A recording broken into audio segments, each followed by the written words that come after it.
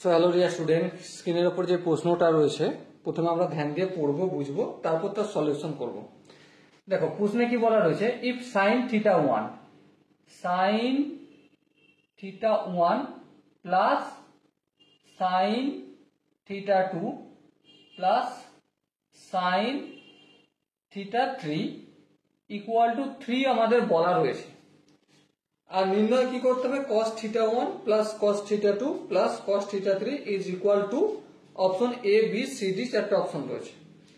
তো চলো নির্ণয় তো করবো, কিন্তু এট ফার্স্ট আমরা থিটা 1 এর ভ্যালু কত, থিটা 2 এর ভ্যালু কত আর থিটা 3 এর ভ্যালু কত সেটা আগে জেনে নেব। দেখো ওটা জানতে গেলে আমাদের ছোট্ট একটা কাজ করতে হবে। কি কাজ? যে আমরা থিটা 1 থিটা 2 থিটা 3 না করে একবারে আমি সাইন থিটা লিখছি। সাইন থিটা এর রেঞ্জ কতটা?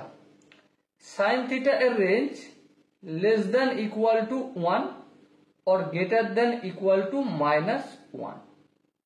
ওকে, এবারে একটা কথা বলো, কি কথাটা?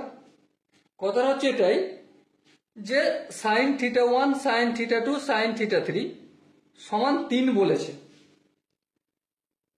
তো এখানে হওয়ার একটাই শর্ত হতে পারে, সেই শর্তটা কি? এই সাইন থিটা 1 কে আমি সর্বোচ্চ ভ্যালু ধরবো, সাইন থিটা 2 কে আমি সর্বোচ্চ ভ্যালু ধরবো, আর সাইন থিটা 3 কে আমি সর্বোচ্চ ভ্যালু ধরবো, তাহলেই কিন্তু 3 পাবো। কারণ সাইন থিটা এর সর্বোচ্চ ভ্যালু 1 অথবা 1 এর থেকে ছোট হতে পারে, তাই না? হ্যাঁ ঠিক।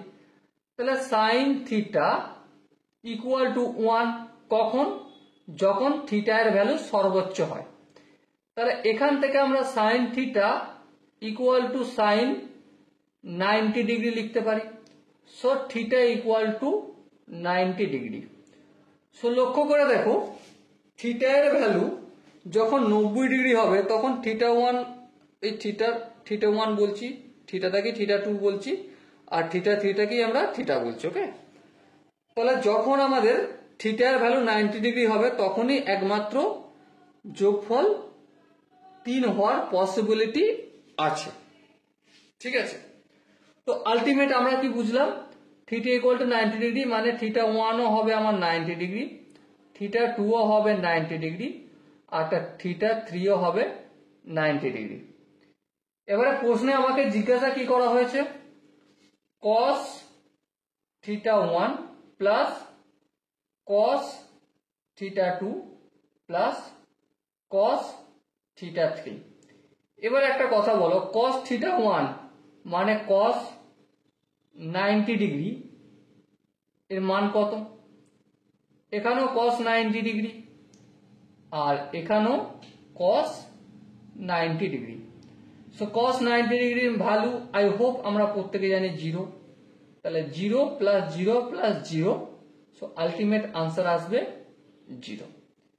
তাহলে এখানে যে অপশনগুলো রয়েছে তার মধ্যে কোন অপশন ঠিক?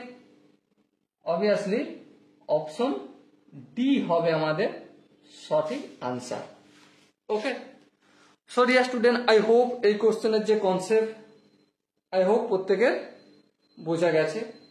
যদি কোনো জায়গায় বুঝতে অসুবিধা থাকে, কনফিউশন থাকে, কি করতে হবে?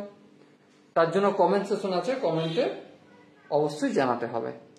সো ডিয়ার স্টুডেন্ট, দেখা হচ্ছে নেক্সট ভিডিওতে। ততক্ষণ পর্যন্ত ভালো থেকো, সুস্থ থেকো এবং জয় হিন্দ।